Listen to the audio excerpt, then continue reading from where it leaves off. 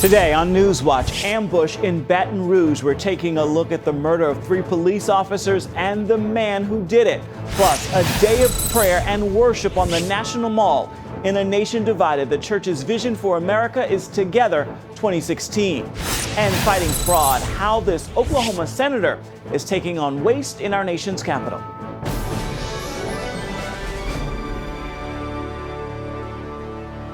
And thanks for joining us for CBN NewsWatch. I'm Ephraim Graham. Another act of bloodshed against law enforcement this weekend, this time in Baton Rouge, where a lone gunman opened fire on police officers, killing 3 and wounding 3. CBS News reports he was at Dallas during that shooting, and in a YouTube video, he rants about fighting back against oppressors. Caitlin Burke has more. A nation and its police officers on edge once again. Around 8:40 a.m. on Sunday morning, Baton Rouge police responded to a report of a man with a gun dressed in black. Shot fired, officer down, shot fired, officer down. Got a city officer down, shot fired. I don't know where the shooting from. Devastating audio of officers walking into an ambush. Officers engaged the subject at that particular time, and he ultimately died at the scene. 3 officers, Brad Garofalo, Montrell Jackson, and Matthew Gerald, all dead. In an emotional Facebook post only days earlier, Jackson wrote about the difficulties he faced being a black man and a police officer. He said, "In uniform, I get nasty, hateful looks, and out of uniform, some consider me a threat." He continued, "I'm working in these streets, so any protesters, officers, friends, family, or whoever, if you see me and need a hug or want to say a prayer, I got you." Jackson was a 10-year veteran of the Baton Rouge Police Department. Matthew Gerald was a father of 2 daughters and a veteran who served both with the Marines and the Army in Iraq. Brad Garofalo, father of 4, served 24 years on the Baton Rouge Police Department. Authorities are now looking for answers. The gunman killed at the scene has been identified as Gavin Long, who launched yesterday's attack on his 29th birthday, an African-American military veteran from Kansas City who served 5 years in the Marines. He claimed online that revolutions of victims weren't successful through peaceful protests, but only through fighting back and bloodshed.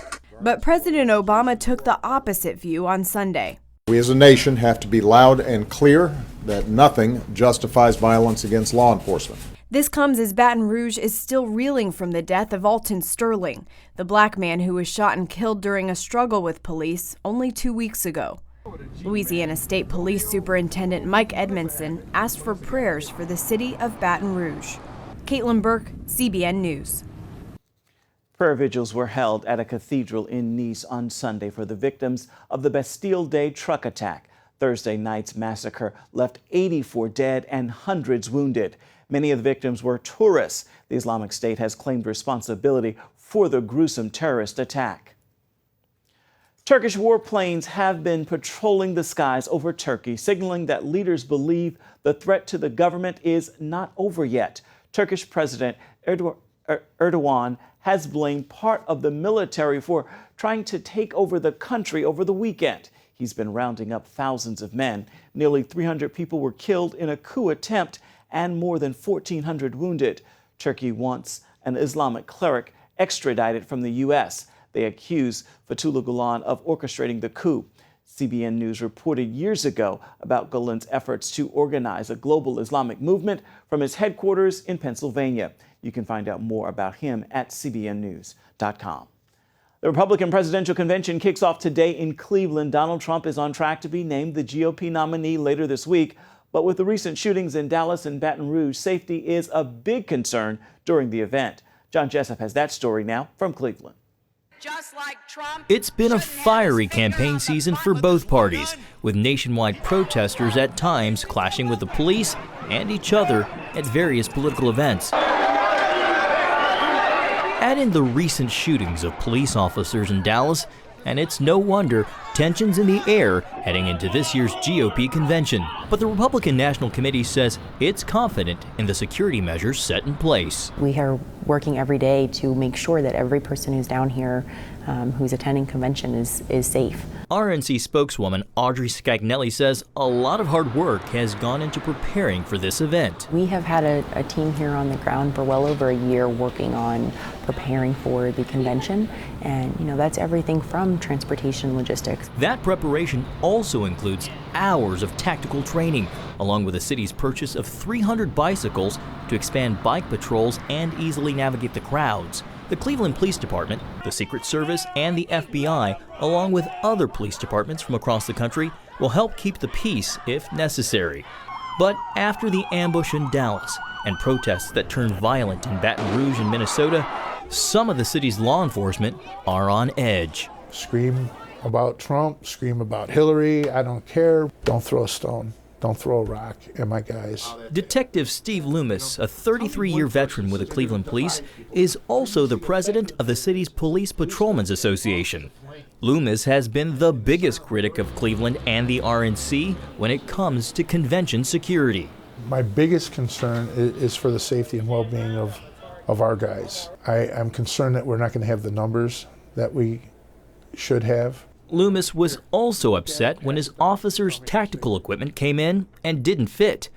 He worked with local businesses at the union's expense to get the gear altered. He tells CBN News the federal government will be on the watch for potential terrorist activity. While most of the issues seem to be resolved, there are still a few safety concerns, like having so many protesters with different agendas converging in one place. Tim Salati of Citizens for Trump told CBN News his group plans to hold a rally during the convention and explained how members plan to protect themselves from potential violence. He said, "Ohio is an open carry state. If you feel the need to carry a gun to protect yourself, be responsible with it. We are going to tell them we don't want them to bring long arms. You really can't tell anyone not to bring a gun." Black Lives Matter did not respond to CBN when we posed the same question to them. Meanwhile, members of the city's faith community are promoting a message of change. Dr. R.A. Vernon, who pastors Cleveland's largest predominantly black church, told CBN News that although he opposes violence, he also thinks the convention could be the perfect opportunity to highlight injustice. The prophetic part of me understands that with the whole world watching, will there ever be a better time to point to what's happening to innocent black lives in America? Vernon, who marched alongside civil rights activists after the police shooting of 12-year-old Tamir Rice, also emphasizes the importance of peace. Jesus is the Prince of Peace. I'm from Cleveland. I don't want our city to be the next Dallas. All sides seem to agree on one thing. If trouble comes, it won't be from the people who call Cleveland home. City officials and faith leaders are positive Cleveland residents will remain peaceful no matter what their political differences, and they're hoping outsiders will do the same. John Jessup, CBN News. Recording artists, popular preachers, and believers from around the country packed the National Mall this weekend to pray for our nation. The event, Together 2016, has been in the works for the last 5 years, and it was scheduled to last 12 hours. But extreme heat conditions and hundreds of ambulance calls forced the Parks Department to shut things down after just 7 hours. Saturday temperatures quickly climbed above 90 degrees here in Washington, D.C. But the steamy weather didn't keep hundreds of thousands from answering the call to come to the National Mall, to stand together, worship together, and pray together. This isn't about perfect people gathering. This is about imperfect people, and we're all gathering to seek the perfect one. There's only one answer. It's Jesus.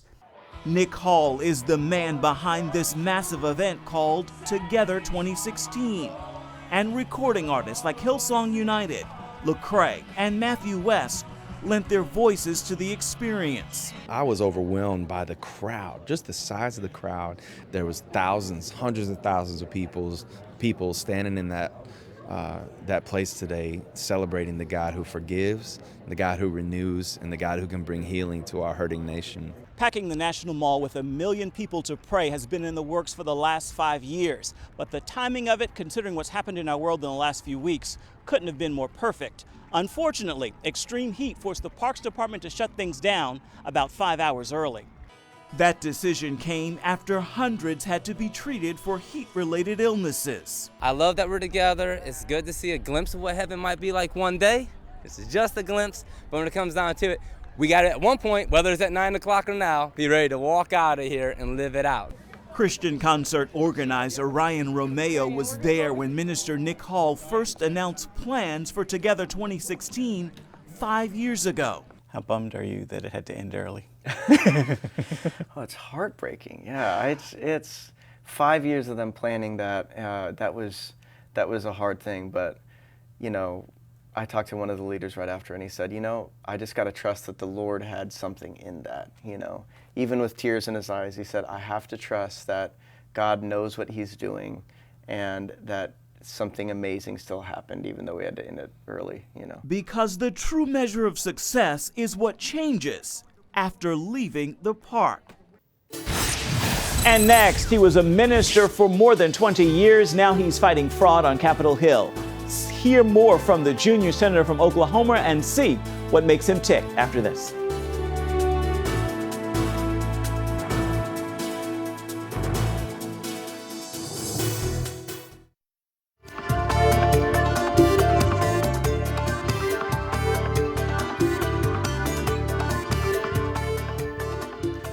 Oklahoma Republican Senator James Lankford has become a reliably conservative leader on Capitol Hill. Unlike many members of Congress, he's encouraging Americans not to give up on Washington. He also shares his strong Christian faith every chance he gets. Jennifer Wishon traveled to Oklahoma to learn more about the junior senator from the Sooner State.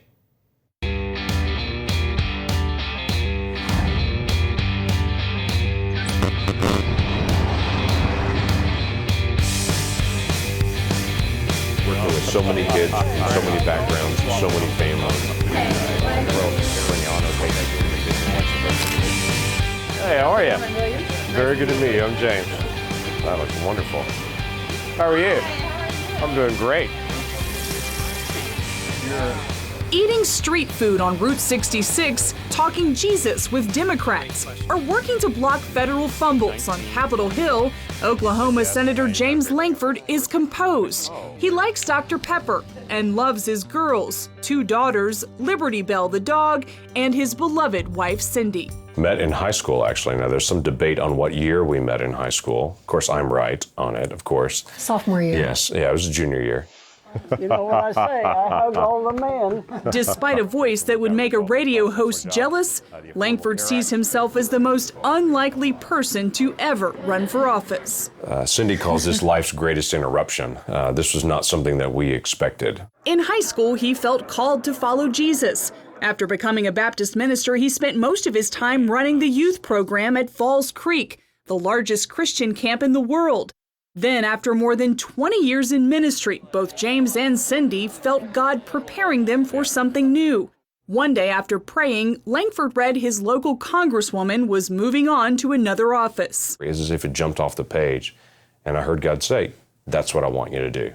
Now, it wasn't audible, it wasn't a big boom. It was just this overwhelming sense of, you asked me before what I'm looking for, that's it.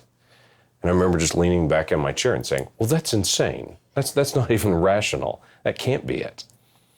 But I just couldn't shake it. It was just one of those crystal clear moments. He resigned from Falls Creek, tapped into the couple's savings, and ran as an unknown in a crowded Republican primary. That was 2010. Now he's the junior senator from Oklahoma. For the Lankfords, it came down simply to obedience. Every part of what he does is to honor Christ, to be obedient to him, to know him and make him known.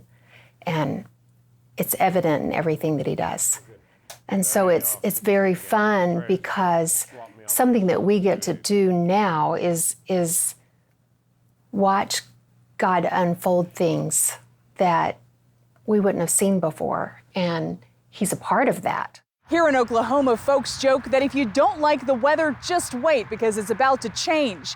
But voters here have come to learn that Senator James Lankford sticks to his principles in Washington, even when they're not popular. I have lots of people that catch us now that we're elected and they know we don't have a political background and say, are you having fun?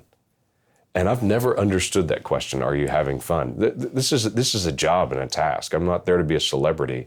I'm not there to go play. There's a lot of work that needs to be done, and it's a mess. He focuses on problems nobody else is working on. Lankford is a policy wonk who relishes overseeing federal regulations. What some might find obscure, Lankford sees as monumental, like wording on naturalization tests that reads freedom of worship as opposed to the American promise of freedom of religion. He fought to have it changed. They're the types of systematic problems in government that conservatives love to complain about, but rarely tackle. What's the most outrageous thing that you've discovered that the federal government is spending tax dollars on? The death master file makes me want to pull my hair out. That's basically from Social Security saying these individuals have died. Well, why isn't that file shared with things like the IRS? We have all these false Social Security numbers that are out there that people died 10, 15, 20 years ago. People are still filing taxes on. People are still filing to get unemployment benefits on old numbers that one part of one agency knows already this person died, but the information never got to another part. That's dumb. That's billions of dollars in waste. He believes the church should do a better job of influencing the culture instead of passing off complicated problems to Washington. Lankford capitalizes on chances to share his faith and encourages Americans to live theirs. Our faith calls us to peace, love, and joy. When we exhibit the joy of Christ, we're not demeaning and hateful. We exhibit deep love for all people. I believe every person is creating the image of God and has value and worth. I can strongly disagree with a lifestyle and deeply love that person, but to be able to set a tone of acceptance for them without accepting maybe a lifestyle choice that they have made, and just say, okay, what is it going to take to be able to present the gospel to you and to be able to walk alongside of you that you would come to know the love of God and be able to experience the grace of God that I have experienced as well. He and Cindy are also experiencing the blessings of their political leap of faith. I mean, we've had so many times of people coming to know Christ with James there, and he's been a part of that. And some of those people that you watch and you think, only my God could do that. Despite the many problems Lankford sees in plain view, he suggests Americans shouldn't lose hope. There are a lot of believers that have been elected in the last 5 or 6 years. So I look at it and I think God is up to something. At the end of Sodom and Gomorrah, God was pulling all the believers out. He seems to still be sending people in to this place. So what he has not written off, we should not write off. Jennifer Wishon, CBN News, on the road in Oklahoma. Up next, Worship Night in America. We go backstage with Grammy Award winner Chris Tomlin to hear his vision for uniting our country.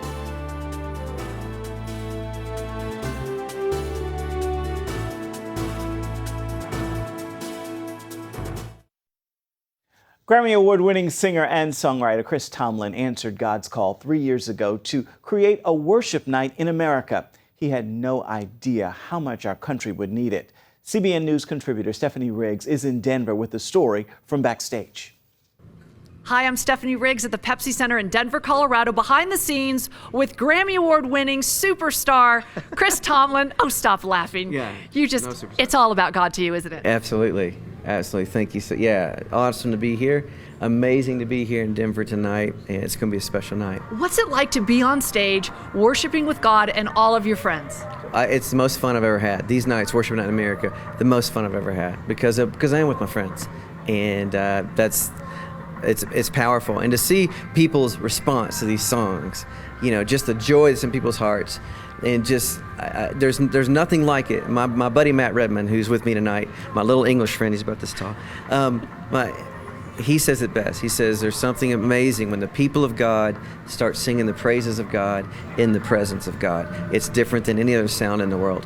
And that's what you'll hear tonight. I think when people think, what does your music sound like? What does tonight sound like? It sounds like the people of God praising God, and that's what it's about for us. Do you have any testimonies you want to share from either last year or this tour?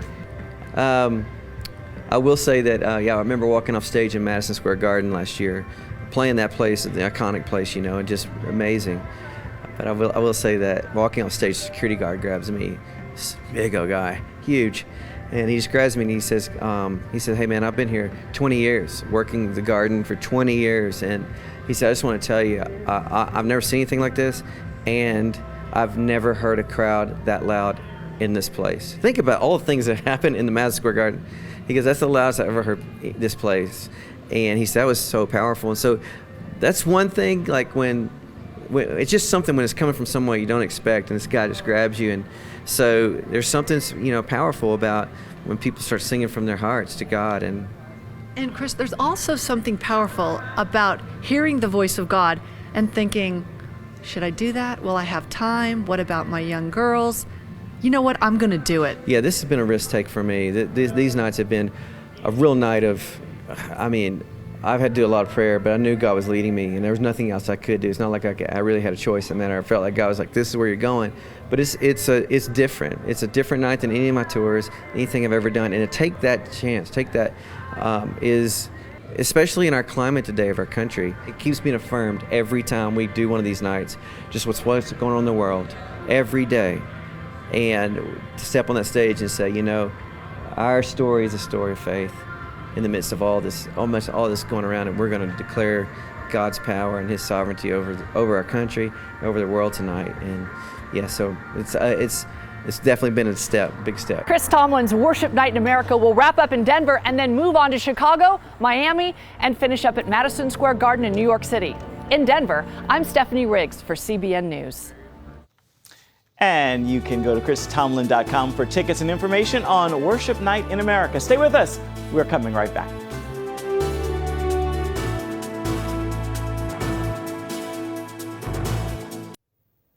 Want to put a little motivation in your Monday with an encouraging message to jumpstart your week as you consider your place in the world. Even in the middle of pain and confusion, you must not forget this. God positioned you in the right place at the right time to be an answer to a need in the world right where you are. So don't throw your hands up in the air at today's headlines. Fall on your knees, get up, and know that you aren't helpless. You are called to make a difference right where you are. Revival starts with you. That is going to do it for this edition of CBN NewsWatch. You can find more of our exclusive coverage of the issues you care most about at cbnnews.com. We'd love to hear what you think about the stories you've seen here today. You can do it on Facebook, Instagram, as well as Twitter. Be sure to join us right here again next time. Make this a marvelous Monday. We'll see you right back here tomorrow.